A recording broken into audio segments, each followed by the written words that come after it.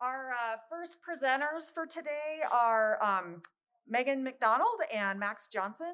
Megan is a principal engineer with the New Mexico Abandoned Mine Land Program. She's got a technical background in mining and civil engineering, is passionate about improving the lives of New Mexicans living near coal, metal, and uranium mine lands. Max is with Tetra Tech. We were going to make up a whole bio for him about how he enjoys paper mache and sock puppets, but um, we'll let him introduce himself when it comes time. So, Megan, are you going first? Max is going first. Introduce yourself.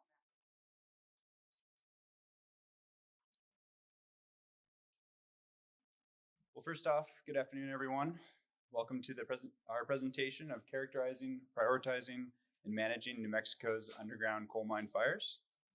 My name is Max Johnson. I'm a civil engineer with Tetra Tech, and that's Megan McDonald.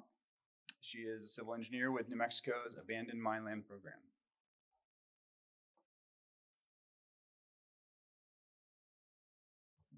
So I'm just going to say a couple of words here on these slides before handing it over to Max to do the presentation.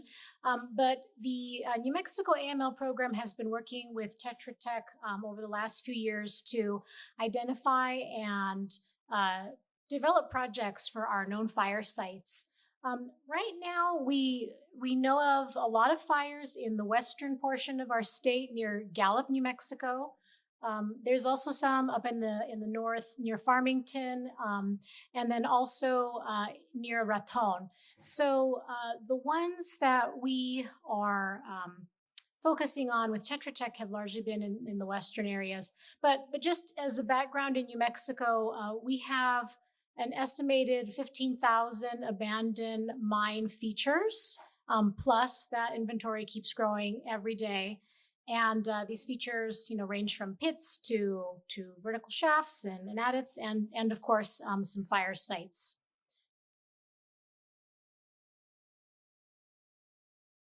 Yeah, so these are the ones in New Mexico that we're focusing on with Tetra Tech. So a little bit of the history of coal mining in the Gallup, New Mexico area. Of course, it's been mined since prehistoric times by ancient peoples for use with ornaments and figurines and other things like that. But industrial mining really started in the Gallup area in 1870, and it really kicked up later with the arrival of the railroad in 1881, when larger mines started up in the community. Nearly all the mines we know of in Gallup are underground room and pillar coal mines, and the town itself is underlain by many, many mines. So in 1889, Gallup became the largest producer of coal in the state of New Mexico. And it wasn't until 1945 that large-scale surface mines began to develop with some of the strip mines we have out there. So lots of legacy AML problems, including fires. And I will turn this over to Max so he can tell you how we are approaching those projects now. So the approach for this project can be broken down into 5 steps. Initial site prioritization and planning. This step includes initial funding prioritization and project preparation. Step 2 is inventory and investigations. This step includes desktop review, collection of baseline data, and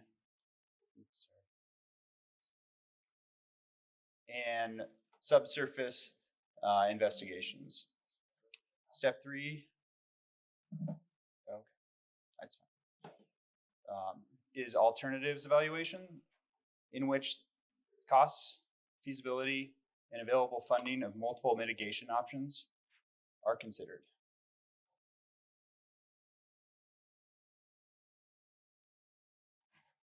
Step 4 is design and construction of the selected mitigation option.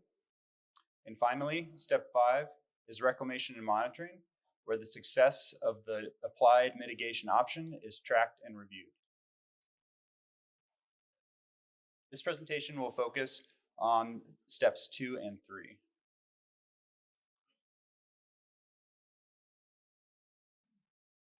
Accurate site characterizations of coal mine fires are critical to quantify risk and determine the appropriate approach for each site. The inventory and investigation step consists of 3 parts. The desktop review, which is review of documentation related to mines and mine fires.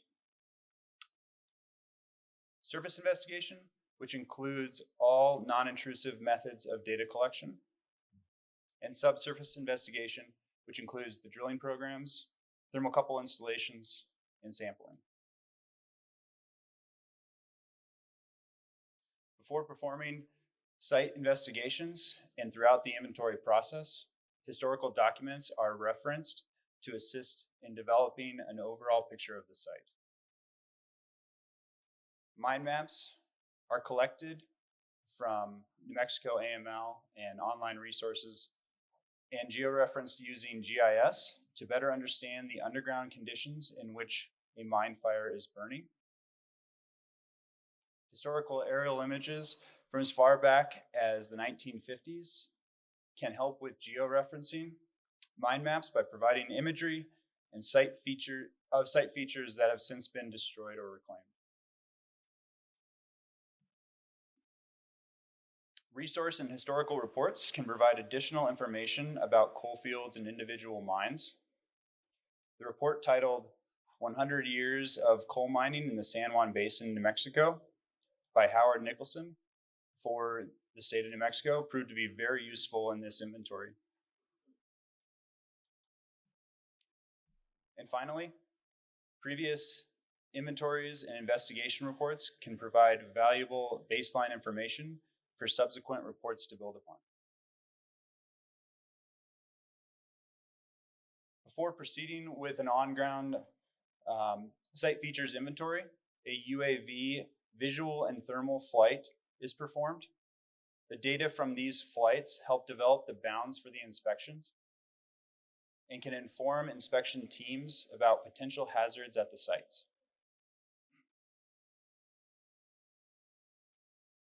During a site features inventory, fractures, vents, subsidence, coal outcrops, mine debris, and other mine features are surveyed, photographed, and documented. Vent temperatures, size, and gas flow rates are also measured to inform the emissions inventory.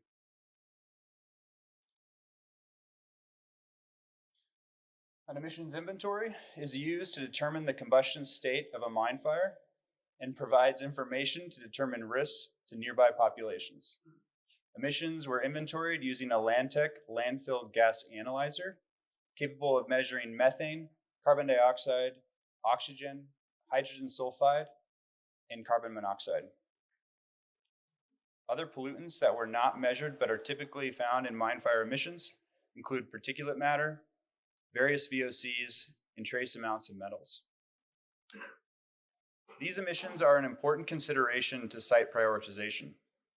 Not only can they be dangerous to site visitors, but they can emit harmful emissions that can affect regional air quality. Additionally, incomplete combustion of coal in coal mine fires results in nearly twice as much carbon dioxide equivalent as the same amount of coal burned in a power plant.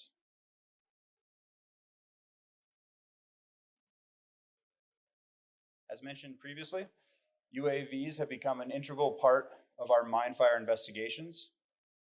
Because of this, the majority of our engineers and geologists in our mine fire team are FAA certified UAV pilots. Before site features are performed, or site features inventories are performed, UAVs are used to conduct initial scouting flights to find thermal anomalies, which increase the efficiency, effectiveness, and safety of our on-ground inspections.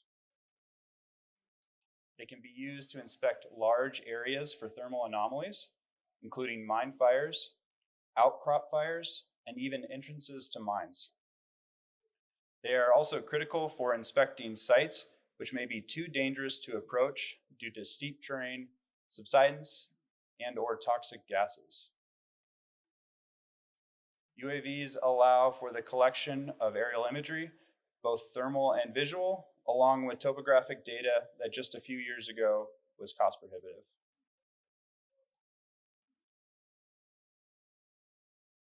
Here's an example of data collected at the Navajo fire north of Gallup and how it was useful. High resolution aerial imagery is great for map backgrounds, but more importantly, it can be used to track the progression of fire features. Using aerial imagery from our initial 2019 inspection flight and a flight performed in 2021, it was determined that a fire had moved 4.3 feet to the northwest into the hillside.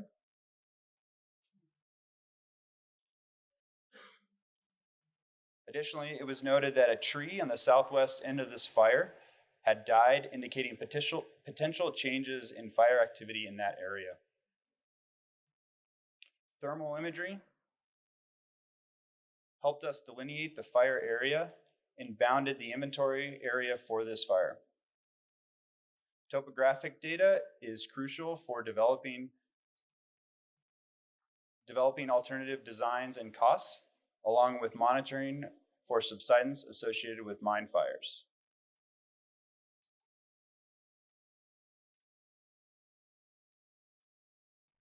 Geophysical surveys offer a non-intrusive method for imaging mine voids. The survey methods that were considered as investigation options for this project were 2D seismic and 3D seismic, and microgravity. Microgravity was ultimately selected for this project, and surveys were conducted at Enterprise Brown and Navajo fires. We'll now look at results from our Gallup fire investigations.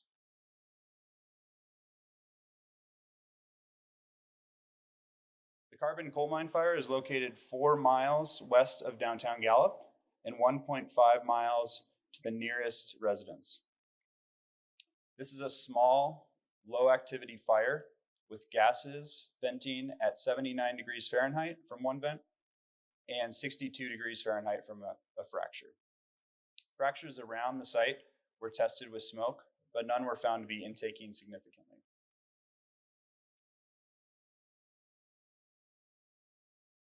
The site has numerous subsidence features and a thin, fractured sandstone caprock. The mine entrance could easily be mapped at this site due to these collapses and waste rock piles. No UAV flights were flown due to the proximity to the nearby Gallup Airport. The Belle Aztec mine fire is located in downtown Gallup, immediately behind a shopping center.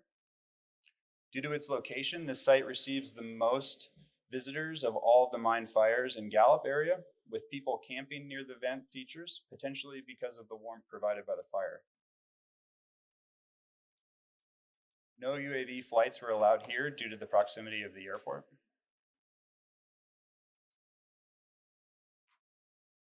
The Belle Aztec mine fire expression is small and of low activity. 2 low flow rate vents were found at the site, which measured 59 degrees Fahrenheit and 64 degrees Fahrenheit. One of the vent's emissions was analyzed and showed high levels of carbon dioxide and carbon monoxide and low levels of oxygen. This emissions profile is typical of mine fires.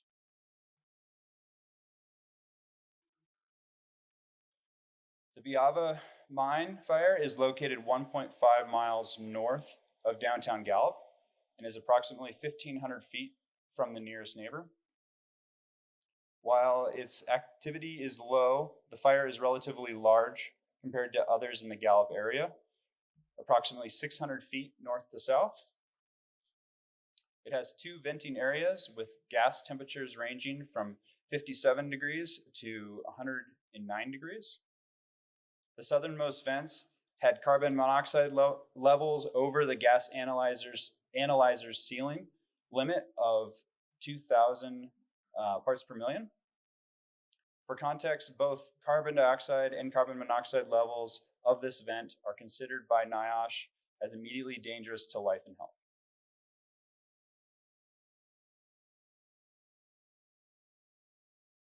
The UAV thermal data proved valuable in helping to determine the extents of this fire.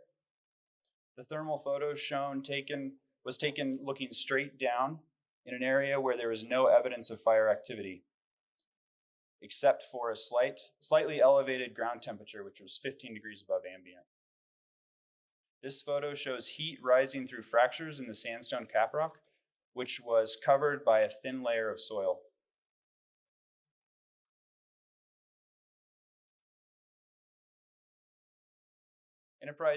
The Enterprise Brown mine fire is located less than a mile north of downtown Gallup and only 1,000 feet from the nearest neighborhood. The fire consists of venting fractures covering approximately 1/10 of an acre. Gas readings at one of the fractures showed high levels of carbon monoxide, but low levels of carbon dioxide and high levels of oxygen. This indicates that there is likely mixing of mine fire emissions and ambient air near the surface in the fractures. This video illustrates the variable nature of the mine fires. Didn't know that I have sound. During the initial inventory, this vent was at 110 degrees Fahrenheit and had a low flow rate. In 2020, during the gravity survey, which is when this was taken, the temperature at this vent had risen to 254 degrees Fahrenheit and the flow rate had drastically increased. Given the proximity to houses and the risk to the public, a follow-up microgravity survey consisting of 128 points readings over 2 days was conducted to map potential voids near the fire area. The process data showed gravity anomalies in the immediate area of the fire and to the north near a potential mine portal.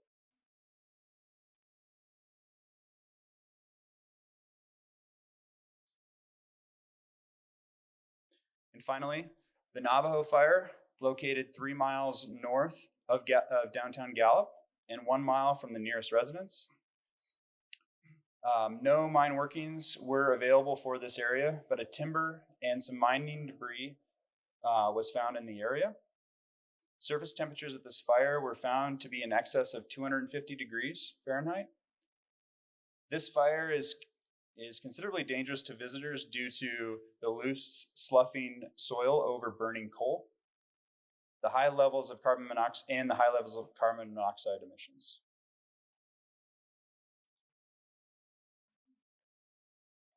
Gas readings from the Navajo fire were high in carbon dioxide and carbon monoxide and low in oxygen, typical of moderately active coal mine fires. The fire appears to be confined to the outcrop and is most likely not associated with mine workings. The fire is migrating at approximately 2 feet per year into the hillside to the northwest.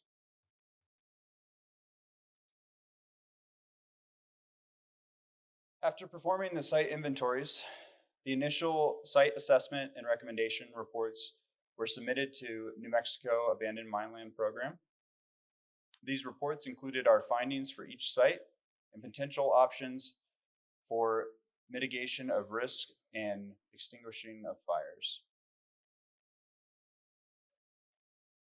Factors that determined the prioritization of these sites were primarily proximity to residents and populations, which encompasses the risk that a wildfire started by the mine fire could pose to nearby populations, but also the potential for people to visit the site. The next one was the potential risk to visitors factor, considers the physical hazards on each mine fire site, including heat, subsidence, and toxic gases. And finally, cost and feasibility of the mitigation options.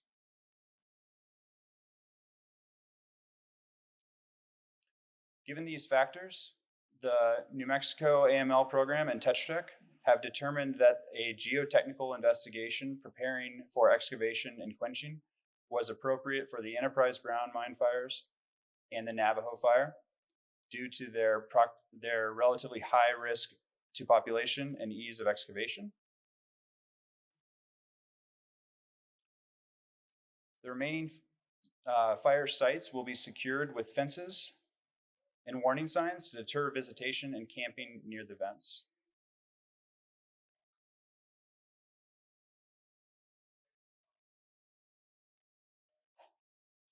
As mentioned, the path forward for the Navajo fire and Enterprise Brown mine fire was to perform geotechnical investigations at each site in preparation for excavation and quenching.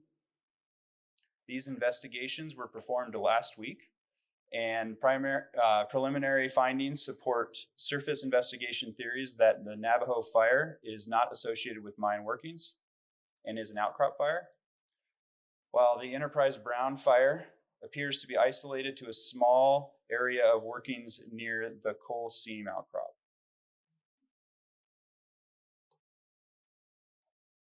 The next step for these fires will be to develop engineering specification and plan sets, and then excavation and quenching of the fires.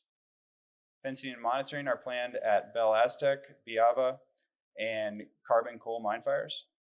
These sites will then be monitored for changes in activity, and further investigations and mitigations will be considered when appropriate. We appreciate the opportunity to present this project, and thank you.